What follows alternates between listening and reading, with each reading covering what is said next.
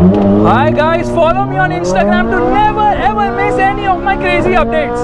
Hi guys and welcome to another vlog. I am driving the Jaguar XF. Now this is the petrol model. Right away, let's open the engine bay of this vehicle, and I'm so sorry, car is a little dirty somehow. Anyways, hydraulic struts, big fat engine right there. Although this is a 4-cylinder, it also gets the option of a 6-cylinder, not in India though. And I think there's an 8-cylinder as well, which competes with the M5 as well as the E63 AMG. Good amount of insulation right there.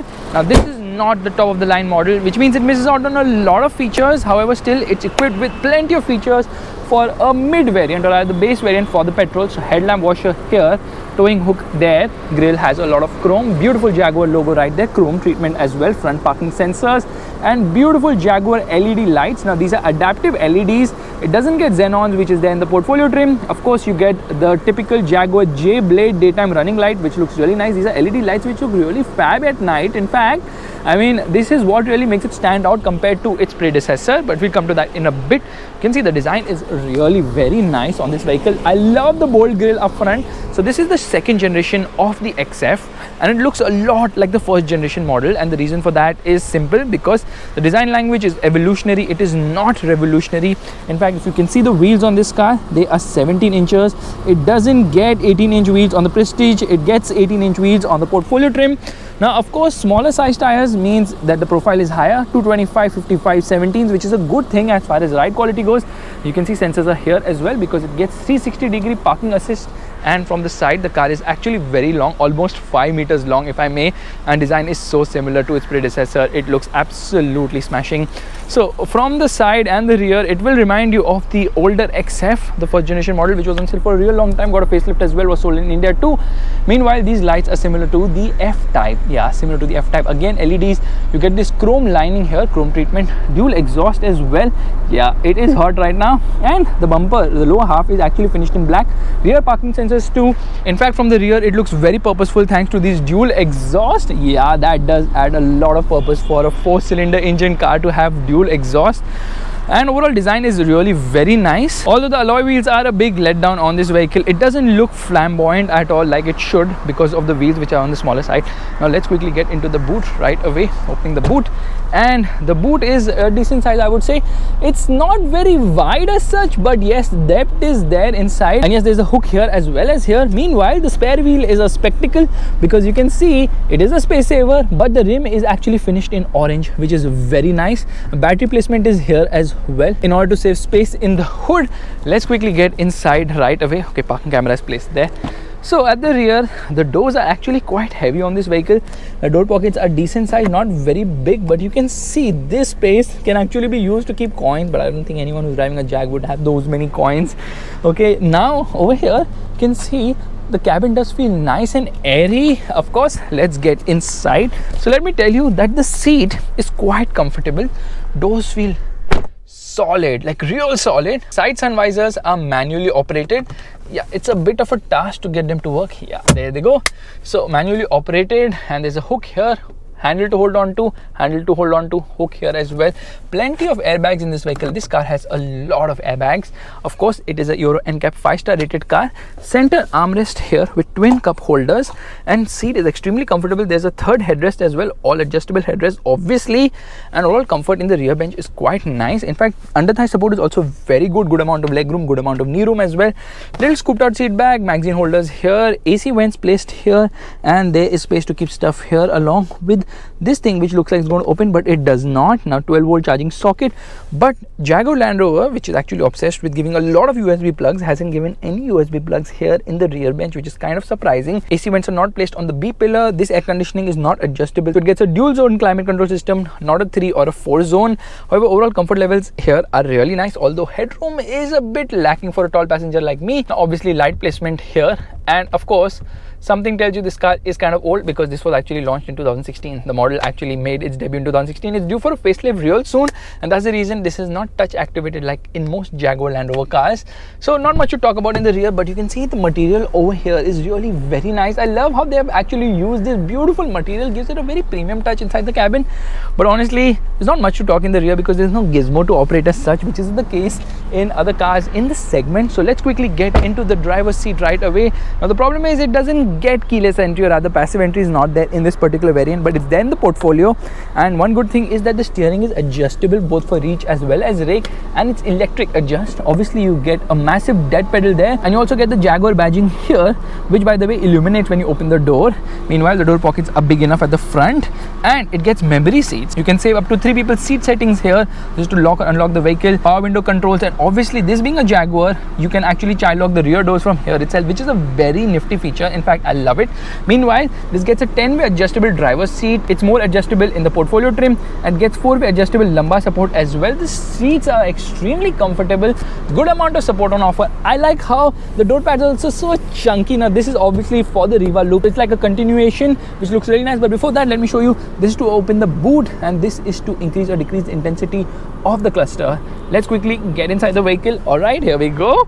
So as you can see, the dashboard looks really very nice, a bit understated I would say, but definitely looks nice. Let me turn off the air conditioning right now. The boot is open. Some of the boot doesn't close, it just remains open. You have to really bang it in. So let me open it right now again and bang it closed. So here we go. Yeah, I think that's done. It's saying okay, boot is still open. So that's one problem I've been facing whenever I go to the mall, because the people at the mall who do the security check, they're not able to close the boot somehow. Yeah, I don't like to bang the boot inside. It kind of feels awkward and weird. Meanwhile, as I've turned off the air conditioning, you notice these vents have actually gone inside. So when I turn on the air conditioning, the vents actually come outside. Now this is known as the Jaguar handshake. Not just the AC vents, but also this gear lever which pops out when you turn on the vehicle. By the way, the center AC vents don't do that, which was there in the first generation model as well, because all the 4 AC vents used to pop out when you used to turn on the air conditioning in the first generation Jaguar XF. So you get this beautiful metal finish here and leather on top and below. Plastics are a little hard on the lower side of the dashboard, and the glove box is decent sized, but overall quality is not in the same league as BMW or Mercedes. Although it's quite good, it could have been slightly better. Steering feels really nice to hold. I love how they're giving contours over here to keep your thumb in the 3 and 9 o'clock position. Steering is very chunky, very nice. 3-spoke unit, feels good to hold. The horn is also very nice and loud. These are actually the controls for the cruise control. These are actually the controls for the audio system. And of course, you can go through this menu by pressing this button here. So you can see below it says distance to empty and various functions like which is the date, what is the odometer, trip meter and whatnot. Actually, odometer is fixed on the left, but trip meter and fuel efficiency on the right. It keeps changing as you keep pressing the button, real-time mileage, distance to empty and whatnot. So actually, they've given the button here. But this being the lower trim actually misses out on the virtual cockpit display. It is there on the portfolio. It gets a digital display 12.3-inch unit, which obviously looks very nice, but this is the analog display. On the left we get the speedometer, on the right we get the tachometer. In the center we've got the multi-information display with the Jaguar logo. On the right we've got the fuel meter, on the left we've got the temperature meter. The clock is on the top left, outside temperature is on the top right, and in the top center we've got the digital speedometer, and telltale lights are placed all over the place. Like the handbrake warning is coming on the top right, and on the left most on the top we obviously get the start stop system warning, gear position indicators placed below. So plenty of features right there. It gets paddle shifters. Obviously all Jaguar Land Rover cars have to come with paddle shifters because it comes with this rotary gear selector, and obviously you can't use a Triptronic function here. Let me turn off the vehicle. There it goes inside. That's so freaking cool. Turn it on and it rises out. Yeah, this is so fancy. Obviously makes it such a fun thing to do a boomerang all the time. 12-volt charging socket. Okay, this is a little rubberized so you can keep your phone here, and these are actually the various modes of the vehicle. This is to turn off traction control, this is to get into winter rain mode, this is the eco mode, this is the normal mode, this is the dynamic mode, and this is for stop start system. So right now when I put it into dynamic mode, well, it actually changes the dial color to red. Yeah, not the dial color, but the surround backlit actually changes to red to tell you you are in dynamic mode, and it will tell you exactly if seatbelts are not fastened and whose seatbelt is not fastened in particular. So yeah, Jaguar logo comes there. And if you want to get into manual mode of the gear lever, just press any of these paddles and it will show you the gear selector over there. That's again very cool.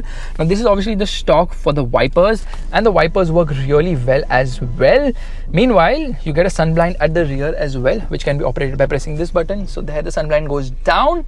Yeah, that's again a nice touch to have it over here. Meanwhile, it obviously gets an auto dimming inside rear view mirror. There is the Riva loop, which looks very fab, but that actually breaks in the portfolio trim because it gets a heads up display. Now, obviously more features in the portfolio, lesser features in the Prestige, but still it is decently loaded. It gets a sunroof. Obviously the sunroof isn't big enough, although most cars in the segment are now coming with panoramic roofs even for the rear. The Mercedes gets a two-piece one, while other cars are also getting a one-piece big unit. You can press this button again, but nothing's going to happen because that's the max this thing is going to open right now. Meanwhile, this finish, okay, is really nice. Okay, it's known as some suede, but I mean it is sort of like velvet treatment.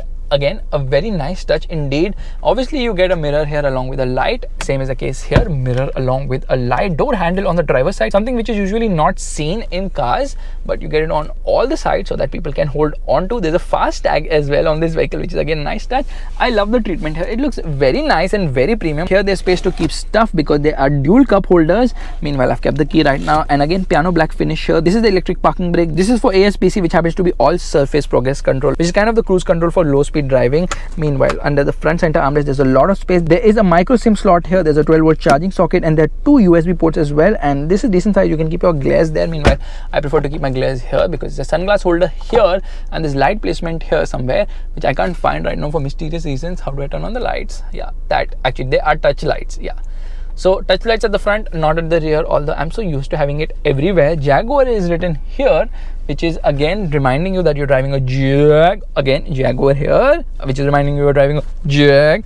Anyways, big center console, which actually is a nice thing. Let me get into reverse. So you get a reverse parking camera with adaptive guidelines, but you don't get a front parking camera. However, you get 360-degree parking assist. Okay, this is the 360-degree parking assist. Basically, the sensors will keep ringing and reminding you that okay, there's some obstacle. So when I get into reverse, the rear view mirrors actually go down to show me what exactly is the clearance as far as dividers go, which is again a nice touch. Meanwhile, this is the start, engine, stop button. These are actually the controls for the air conditioning, dual zone climate control, like I told you. Let me turn on the air conditioning. There is the display for the same, and there the AC vent also comes out. Okay, really very nice. Now the portfolio gets a more powerful audio system. The portfolio trim also gets a lot more features, but right now let me tell you, this for the Prestige is a decently loaded, and this system is actually very slick and nice to use. Okay, it gets Apple CarPlay, it gets Android Auto connectivity as well. There's Valet mode too, there in control apps too. Now this is known as the Touch Pro, the in control Touch Pro unit. By the way, this system is very slick. You get eco data. It actually tells you how eco-friendly you have been driving, and yeah, I don't want to get into it, but you can see the history showing that yeah, not really very eco-friendly as such. Meanwhile, this is a petrol car, so you can't expect much frugality here. Now you get voice commands too, the tutorials commands, voice tags. I mean, this is like a Wikipedia here itself. All right, but this doesn't get self-park, which is there in the portfolio trim. Now obviously the system is very nice, very slick to use. You get navigation too. Now this one gets a lower audio quality. It gets a 380 watt Meridian sound system. Let's play an audio right away.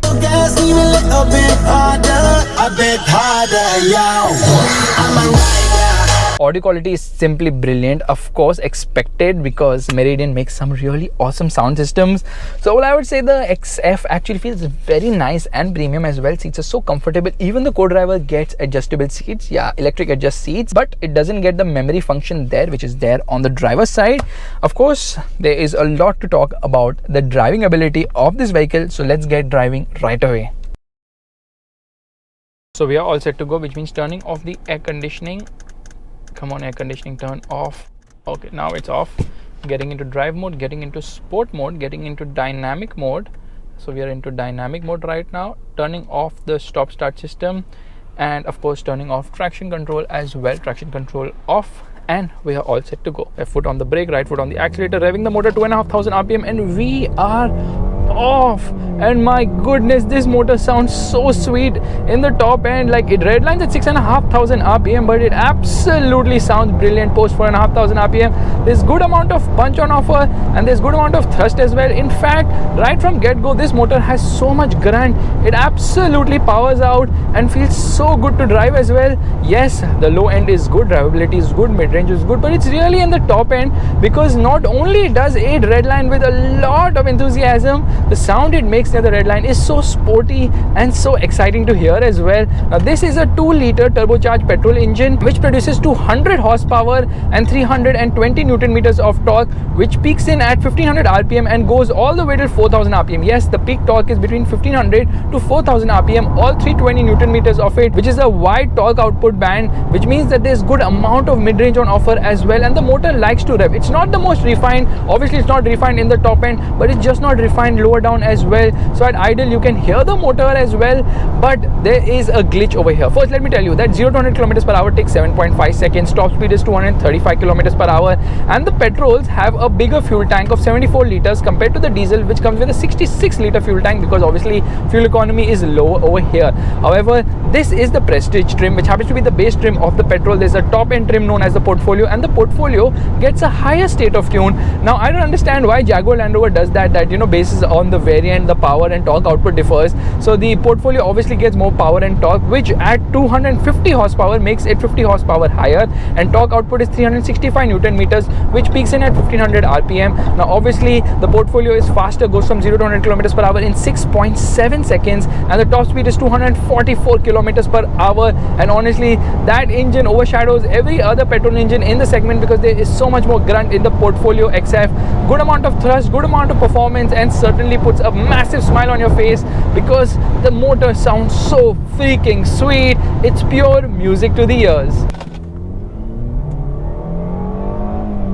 Okay, there is no launch control on offer, but the good thing is that this car you can manually take control of things, because obviously it has a manual mode. So all you have to do is touch any of the pedals. Now we are in manual mode. It shows the gear position over there, and it will not upshift unless and until I do so. And the good part is that in manual mode it actually redlines slightly higher, close to 7000 rpm. So I am in second gear here, revving the motor. No, it doesn't get into second, it went to third. Now that thing is blinking because obviously I'm in manual mode. Actually we should do a proper launch in manual mode. So here, launching the car in manual mode, and off we go. Now look at the tachometer. Okay, goes close to 7000 rpm, and obviously there is fun in shifting the gears with the paddles, because there's no Tiptronic function because of the rotary gear selector on offer. But the good thing is that, okay, now I've come into automatic mode. The gearbox isn't the fastest with shifts, which is one issue with the XF, because it takes its own sweet time with shifts. Yeah, especially downshift, you really have to prod the accelerator pedal multiple times to get a downshift. Yeah, it's quick with upshift, but could have been slightly faster with downshift, because there's that hesitation from the gearbox. In terms of gear shifts, this 8-speed gearbox isn't the fastest around. However, when you're taking manual control of things, you can obviously get the gear you want, and it will not upshift unless and until you do so, thereby holding on to a gear, which is again a very nice thing. Now multiple modes on offer. You can select dynamic mode, which it is in right now. In dynamic mode, the cluster actually becomes red, has a red backlight, and of course it weighs up the steering better. The engine also offers more thrust, but the gearbox doesn't get altered. The transmission gets altered when you select S on this gear selector, and of course it gives you more urgent shifts. In fact, as soon as you select S, you can see that it is actually redlining higher.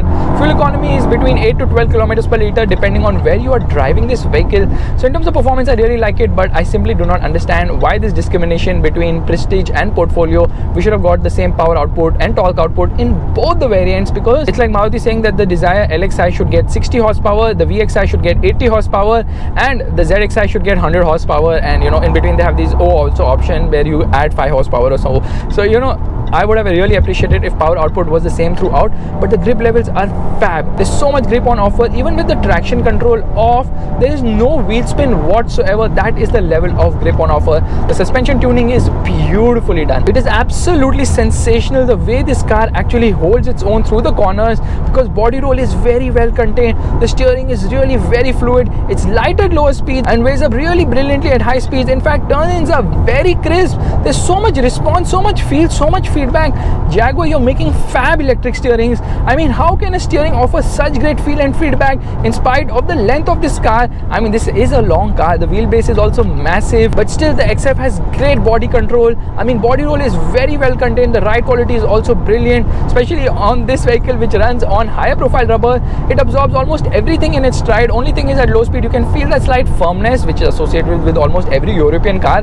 However, as you build the speed, the ride becomes better and better unless and until you hit a bad patch of road where yes, you can feel that it transfers a lot inside the cabin. And talking about transferring a lot inside the cabin, the other problem here is that the road noise is creeping too much inside the cabin. So in terms of insulation, it could have been better. There right ahead of me is the ultimate luxury sedan, the Mercedes S-Class. So as you can see, this XF offers great ride and handling balance. The engine also gives good performance. In fact, the portfolio's performance is better than the diesels, but someone who's looking for practicality will definitely opt for the diesel. Meanwhile, someone who likes the fun to drive nature will opt for the portfolio petrol.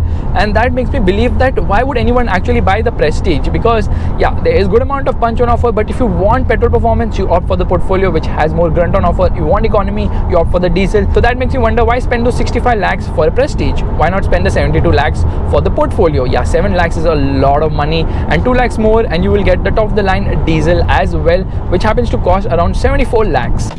Obviously, Jaguar Land Rover has given, or rather Jaguar has given a lot of technology to this car. So it has torque vectoring by braking, which applies brakes to the inside wheel when you are cornering to ensure optimum traction and preventing wheel slip. And besides that, obviously it has got traction control, ESP, hill start assist and whatnot, which makes everything very convenient when you're driving this vehicle. But it's really the sound in the top end which is so freaking exciting. And in a sense, I really appreciate that the insulation isn't that great, because you can hear a lot from the motor, although tire noise and road noise could have been slightly lesser. That said guys, the XF is an absolute brilliant car. It's not a vehicle which is only about comfort. Yeah, it really doesn't excel as much as its rivals in terms of comfort, but in terms of driving feel, Jaguar is going more towards driving feel. Jaguar is kind of becoming the BMW of the luxury car segment, because the cars are offering so much feel and feedback. They're absolutely fun to drive now and offer a lot of comfort as well. However, the pricing of this vehicle is on the higher side, which makes it a tough sell compared to newer rivals of fresher cars in the segment from Germany. And of course the A6 is pending, but the 5 Series and the E-Class, which came after the XF, are obviously more modern, come with more features, better fit and finish, as well as a better diesel engine as well, because they also get the option of 6-cylinder diesels, 530D, E350D as well. But in terms of petrol performance, the XF is still the king. And certainly if you're looking for a petrol sedan at this price point, I would say the XF is the one to buy. Eyes closed, the XF25T. So thank you so much for watching this video guys. If you like this, you know what you have to do. Give it a thumbs up, that's a like button, and also subscribe to the channel. I will see you guys in the next video real soon. Bye bye.